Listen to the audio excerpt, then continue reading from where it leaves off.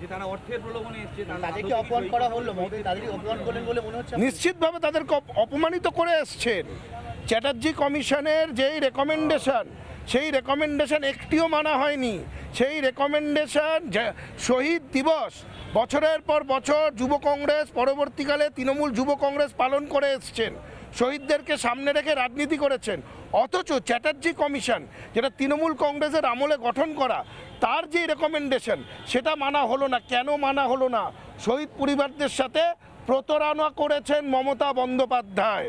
আজকে অভিষেক বন্দ্যোপাধ্যায়, মমতা বন্দ্যোপাধ্যায় মঞ্চ থেকে বিড়লা একাডেমি অফ ফাইন আর্টসের সামনে থেকে ঋতব্রত ব্যানার্জিকে বেনজিরভাবে আক্রমণ করেছেন, বালিশ নিয়ে আক্রমণ করেছেন এবং ভাষা। দেখুন, এনাদের ভাষা জ্ঞান হারিয়ে গেছে, কারণ এরা এখন বুঝতে পেরেছে যে মানুষ এদের সাথে নেই। আর কিসের সভা? তৃণমূল কংগ্রেসের সভা তো এটা। ন্যাশনাল ওয়ার্কিং কমিটি গঠন করে আমরা স্বীকৃত তৃণমূল কংগ্রেস, আমরা এই সভা করেছি। সেই সভা যারা করেছে তারা শহীদ স্মরণে একটি সভা করেছে। শহীদের স্মরণে সকলেই সভা করতে পারে, কংগ্রেসও করেছে, তৃণমূল কংগ্রেসের সভা মেয়র রোডে হয়েছে। আর তার বাইরে কারা কোথায় সভা করলো, সেখানে তারা কি বলল, তারা তাদের রুচিজ্ঞান হারিয়ে কি বলল, ভাষাজ্ঞান হারিয়ে কি বলল, আমরা এর জবাব দেব না। মানুষ আগামী দিন এর জবাব দেবে। সংখ্যালঘু ভাই বোনেরা, যে অভিযোগ করে সংখ্যালঘু ভাই বোনেরা আমাদের সঙ্গে রয়েছে, তার প্রমাণ হচ্ছে ভিড়, এবং সংখ্যালঘু ভিড় টানতে পারবে না ওরা, কারণ মানুষ আমাদের সঙ্গে। কি বলবেন আপনি? তো আপনারা দেখেছেন তো কারা ছিল না ছিল, আমাদের সঙ্গে শুধু সংখ্যালঘু না, সব স্মরণের মানুষ ছিল। এবং আজকে এটাই প্রমাণ হচ্ছে কি, আজকে যেইখানে 80টার মধ্যে 67টা এমএলএ একদিকে, সব সংসদরা ছেড়ে চলে এসে, সেইখানে আর উনি বলতে পারেন না কি উনি তৃণমূল কংগ্রেস। আপনারা যারা কাছের লোক বলেছে, একদম কোট আনকোট বলেছে, যারা আপনাদের যারা কাছের লোক তাদেরকে ভয় দেখে এনেছে, আপনাদেরকে ভয় দেখিয়ে এনেছে ঋতব্রত। মমতা ব্যানার্জি কাছের লোক। আমরা একটা জিনিস জিজ্ঞেস করতে চাই, চ্যাটার্জি কমিশনের যে রিপোর্টটা ছিল তার মধ্যে যারা কি নামছে আজকে এই শহীদ পরিবারদের সঙ্গে যারা বেইমানি করেছেন, আজকে সেটা তো প্রমাণ হয়ে গেল। আজকে যে গুলি চালিয়েছিল সেই মন্ত্রী হলো, তার মানে হচ্ছে মমতা ব্যানার্জি শুধু ভাওতা দিয়েছিল। জানেন, আপনি দীর্ঘদিন মন্ত্রী ছিলেন, এই যে 21শে জুলাইয়ের কমিশনের রিপোর্ট, সেটা কি আপনাদের সঙ্গে ডিসক্লোজ করা হয়েছিল না আপনারাও জানতেন না? কোনো জানতাম না। আজকে আমি ধন্যবাদ জানাই আমাদের মাননীয় মুখ্যমন্ত্রী, এখন ওই রিপোর্টটা পেশ করে প্রকাশ্য করেছেন, তাতে আমরা বুঝতে পেরেছি কত বড় অন্যায় হয়েছে শহীদ পরিবারদের সঙ্গে।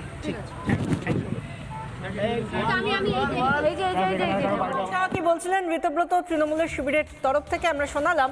আজ মেয়র রোডে একটা সমাবেশ হলো, শহীদ সমাবেশ, আর অন্যদিকে তৃণমূলপন্থী যারা মমতাপন্থী তৃণমূল, তাদের সমাবেশ বিড়লা তারামণ্ডলের সামনে ক্যাথিড্রাল রোড থেকে। সেখানে কি দেখা গেল আমরা কথা বলবো। সরাসরি তারামণ্ডলের সামনে থেকে রয়েছেন আমাদের প্রতিনিধি তনয়া ঘোষ। তনয়া, জানতে চাইবো, আজকে আমরা দুটো কমেডি শো দেখলাম। একটা দেখলাম তারামণ্ডলের সামনে মমতাপন্থী তৃণমূলের, সেখানে শহীদ পরিবার কেউ নেই কিন্তু শহীদ সমাবেশ হচ্ছে। আর অন্যদিকে মেয়র রোডে শহীদ সমাবেশে শহীদ পরিবারের সদস্যরাও রয়েছেন, তাদেরকে শ্রদ্ধা জ্ঞাপন করা হলো, শহীদ সমাবেশ হলো। কিন্তু তারামণ্ডলে কি রইল? মমতা পিসি ভাইপো ছাড়া।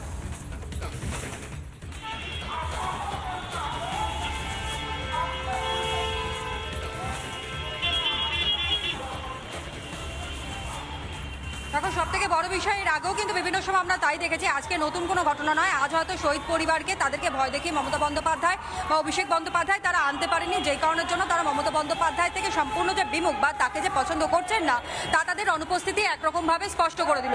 কিন্তু সব থেকে বড় চাঞ্চল্যকর বিষয়, একটি বিষয়কে আমি দেখানোর কথা বলবো। এই ক্যাথিড্রাল রোডের উপরে আমি দাঁড়িয়ে রয়েছি, কিন্তু এখানে একটা বড় বিষয় যে মমতা বন্দ্যোপাধ্যায় তিনি কিন্তু এখনো পর্যন্ত বক্তব্য রাখছেন, কিন্তু মমতা বন্দ্যোপাধ্যায়ের এই সভায় যারা যারা এসেছিলেন, আমি একটু ক্যামেরাটা ঘুরে দেখানোর কথা বলি, তারা কিন্তু ইতিমধ্যে বেরিয়ে গিয়েছেন। অর্থাৎ নেত্রীর বক্তব্য তারা যে এখানে শুনবার জন্য এসেছিলেন, সেটাই সব থেকে বড় প্রশ্ন চিহ্নের মধ্যে থেকে যাচ্ছে। কারণ একদিকে নেত্রী তিনি বক্তব্য রাখছেন, কিন্তু তারই মধ্যে কিন্তু অসংখ্য মানুষজন তারা এই মুহূর্তে রাস্তা ধরে বেরিয়ে যাচ্ছেন, মানে তারা মঞ্চ ছেড়ে বেরিয়ে যাচ্ছেন। কিন্তু এর থেকেও আরও একটা বিষয়, যেটা আজ মমতা বন্দ্যোপাধ্যায় বললেন যে শহীদ পরিবারকে নাকি ভয় দেখিয়ে আনা হয়েছে, তিনি নাকি আবারও রাস্তায় থাকবেন, তিনি বাঘের মতন লড়াই করবেন। কিন্তু সব থেকে বড় বিষয়, লড়াই কাদেরকে নিয়ে করবেন? যাদেরকে নিয়ে এতদিন ধরে তিনি লড়াইয়ের কথা বলেছিলেন, লড়াই লড়াই লড়াই চাই, লড়াই করে বাঁচতে চাই, এরকম অনেক অনেক স্লোগান মমতা বন্দ্যোপাধ্যায়কে দিতে দেখা গিয়েছিল, কিন্তু সেই স্লোগান আজ কোথায় রয়েছে? কার্যত মমতা বন্দ্যোপাধ্যায়ের হাত এই মুহূর্তে যাদের মাথার উপরে ছিল তারাও পর্যন্ত তার থেকে বিমুখ হয়ে গিয়েছেন, তারাও কিন্তু ঋত শিবিরে গিয়ে উপস্থিত হয়েছেন, সেই ছবি আমরা কার্যত দেখতে পেয়েছি। এর থেকেও চাঞ্চল্যকর আরও বিষয়, যারা আজ এই সভামঞ্চের জন্য এসেছিলেন সেই সকল দূর দূরান্ত থেকে আসা তৃণমূল কংগ্রেসের কর্মী যারা বলেন মমতা বন্দ্যোপাধ্যায় ডাকে নাকি তারা এসেছেন, মূলত তাদের কাছেও কিন্তু আজ কোনো রকমের কোনো সদুত্তর অন্ততপক্ষে আমরা পাইনি।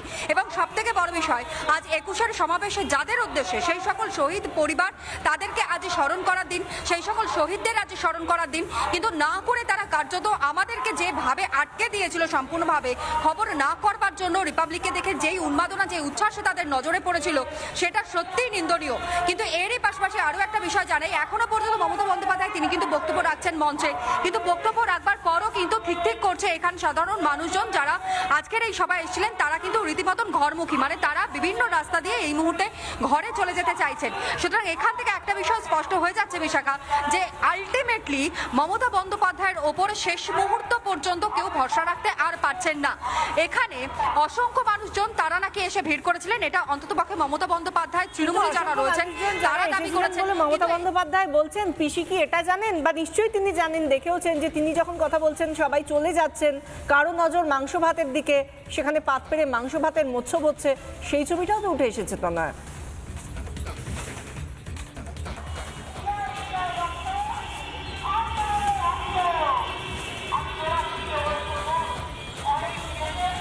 একদমই তাই। এবং যেই ছবিগুলো যখন উঠে আসছে তখন তো একটা বিষয় স্পষ্ট, যে এই মুহূর্তে মমতা বন্দ্যোপাধ্যায় বা মমতাপন্থী যারা তৃণমূলে রয়েছেন তারা অত্যন্ত দুর্বল। কারণ যেভাবে দুর্নীতির অভিযোগগুলো উঠে এসেছে এবং যেভাবে তিনি মাতৃস্নেহে অভিষেক বন্দ্যোপাধ্যায়কে বারংবার এত দুর্নীতির অভিযোগ থাকা সত্ত্বেও তাকে সেফগার্ড করবার চেষ্টা করেছেন, কার্যত তার দলের নেতা নেত্রীরাই তা সহ্য করতে পারেনি, যেই কারণের জন্য তারা মমতা বন্দ্যোপাধ্যায়ের থেকে সম্পূর্ণভাবে বিমুখ হয়েছেন। এবার পালা হচ্ছে নেতা কর্মীদের, যাদেরকে নিয়ে এত অহংকার করতে দেখা গিয়েছে মমতা বন্দ্যোপাধ্যায়কে, সেই অহংকার কিন্তু নয়। আজকেও আমরা দেখলাম অভিষেক বন্দ্যোপাধ্যায় ভাইপোর সেই এক রকমের মেজাজ, সেখানে একবার ঋতব্রত পন্থীদের তিনি আক্রমণ করছেন আর তারপরেই আক্রমণ করছেন বিজেপিকে। কি বললেন শুনুন। আর যারা গা বাঁচাতে, পিঠ বাঁচাতে বালিশ চাটার গ্রুপে যাচ্ছেন, এদেরকে তৃণমূল বলবেন না, বলবেন বালিশ চাটা। খালি বিসি বললেই হবে। বিসির অনেক মানে হয়, বালিশ চাটা। আমি আর বেশি কিছু বললাম না। হয় পুলিশের কাছে মামলায় ধৃত, আর না হলে মেরুদণ্ড বিক্রি করে বালিশ চাটা ঋতব্রত। এই দুটো ছাড়া আর গদ্দারদের উপায় নেই। আমি বক্তব্য দীর্ঘায়িত করব না, খালি আপনাদের বলবো আপনারা শক্ত থাকুন। আমাদের আগামী দিনের লড়াইয়ের ময়দানে আবার দেখা হবে।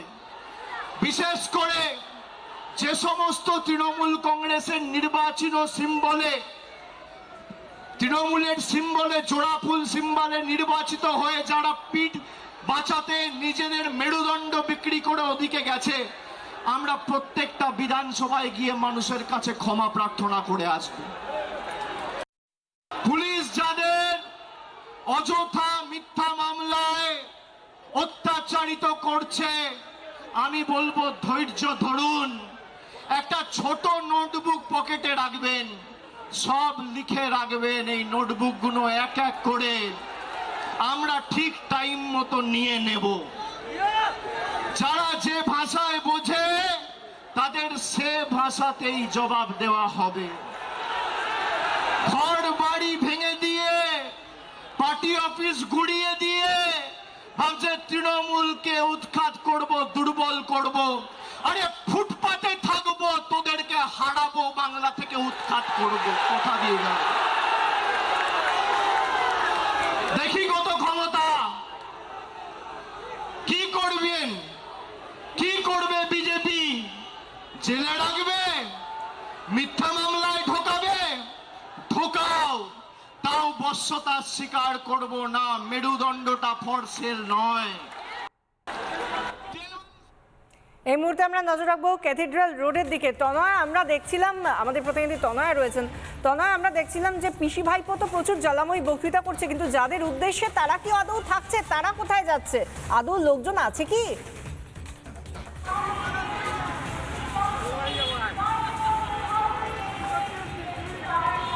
তোমাকেই ডাকছে। দেখো এখানে যেই লোকজনগুলো রয়েছে তারা একটুখানি আগে গিয়ে দাঁড়িয়ে রয়েছেন। দাদা এখানে গেছিলেন? ওকেও বলতে চাইছেন না। দাদা গেছিলেন ভেতরে? মমতা বন্দ্যোপাধ্যায়ের বক্তব্য শুনেছেন? কি বললেন দিন নেত্রী আপনাদেরকে? বলবেন না? শোনেননি? দেখো সব থেকে বড় কথা, তারা আদৌ শুনেছে নাকি এটা একটা বড় প্রশ্ন। কারণ যাকেই ডাকা হচ্ছে সে কিন্তু এখান থেকে চলে যাচ্ছে, যেই ছবিটাও আমরা দেখাচ্ছি।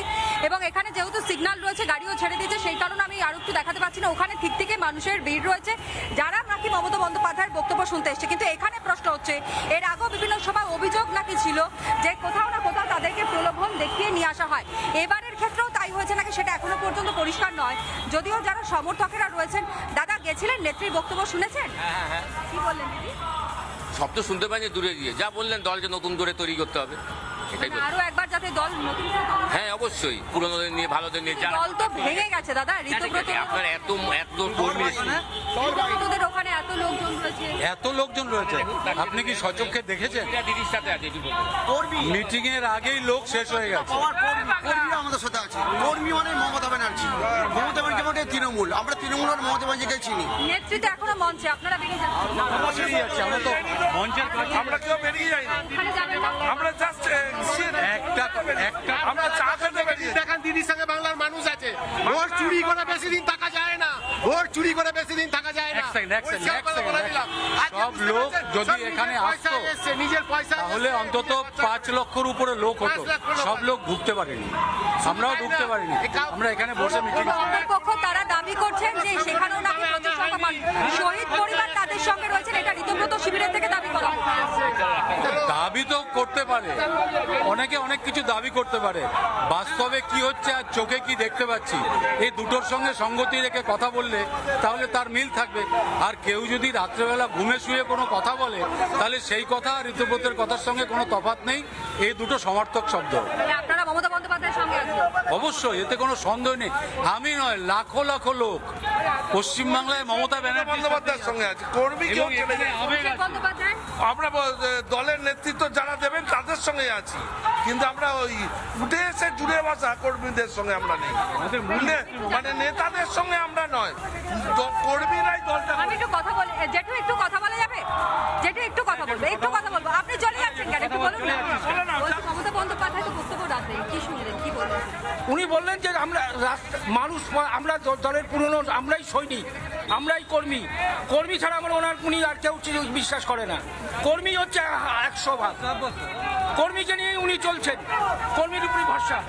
নেতা নেত্রীদের দেখো এখানেও কিন্তু যারা রয়েছেন তারা পরিষ্কার করে বলছেন যে শুধু মমতা বন্দ্যোপাধ্যায়ের বক্তব্য তারা শুনতে এসেছেন এবং কর্মীদের। আজকে আমরা দেখতে পেলাম এই বিড়লা তারামণ্ডলের সামনে যে তৃণমূলের অর্থাৎ মমতাপন্থী তৃণমূলের সমাবেশ, সেখানে অভিষেক বন্দ্যোপাধ্যায় ঋতব্রত বন্দ্যোপাধ্যায়কে নিয়ে যে জঘন্য মন্তব্য করেছেন, যে জঘন্য ইঙ্গিত করা মন্তব্য করেছেন, তাতে তিনি কি বলেছেন আর তার প্রেক্ষিতে পাল্টা কি প্রতি আক্রমণ জানিয়েছেন মদন মিত্র ঋতব্রতপন্থীদের তরফ থেকে শোনাবো। আর যারা গা বাঁচাতে, পিঠ বাঁচাতে বালিশ চাটার গ্রুপে যাচ্ছেন, এদেরকে তৃণমূল বলবেন না, বলবেন বালিশ চাটা। খালি বিসি বললেই হবে। বিসির অনেক মানে হয়। বালিশ চাটা, আমি আর বেশি কিছু বললাম না। হয় পুলিশের কাছে মামলায় ধৃত, আর না হলে মেরুদণ্ড বিক্রি করে বালিশ চাটা ঋতব্রত। এই দুটো ছাড়া আর গদ্দারদের উপায় নেই। আমি বক্তব্য দীর্ঘায়িত করব না, খালি আপনাদের বলবো আপনারা শক্ত থাকুন। আমাদের আগামী দিনের লড়াইয়ের ময়দানে আবার দেখা হবে। বিশেষ করে যে সমস্ত তৃণমূল কংগ্রেসের নির্বাচনী সিম্বলে তৃণমূলের সিম্বলে, জোড়া ফুল সিম্বলে নির্বাচিত হয়ে যারা পিঠ বাঁচাতে নিজেদের মেরুদণ্ড বিক্রি করে ওদিকে গেছে, আমরা প্রত্যেকটা বিধানসভায় গিয়ে মানুষের কাছে ক্ষমা প্রার্থনা করে আসবো। ব্যানার্জি বলছেন ঋতব্রত বালিশ চাটা, আর মমতা বন্দ্যোপাধ্যায় বলছেন ঋতব্রত ইঁদুর বালিশের কোণে ঢুকে থাকবে। দেখুন, অভিষেক ব্যানার্জি কি বলেছে তার উত্তর দেওয়ার জন্য আমরা জন্মাইনি। আমরা জন্মেছি বাংলায় বিজেপির হাত থেকে কি করে মানুষের হাতে ক্ষমতা নিয়ে যাওয়া যায় লড়াই করে, তার জন্য আমরা বিজেপিকে লড়াই করার জন্য জন্মেছি। অভিষেকের জবাব দেওয়ার জন্য আমরা জন্মাইনি। নানা ধরনের কন্টেন্ট দেখার জন্য লাইক করুন, শেয়ার করুন আমাদের ফেসবুক পেজ, সাবস্ক্রাইব করুন আমাদের ইউটিউব চ্যানেল। পাশাপাশি অন্যান্য ব্রেকিং নিউজের জন্য অবশ্যই চোখ রাখুন রিপাবলিক বাংলায়।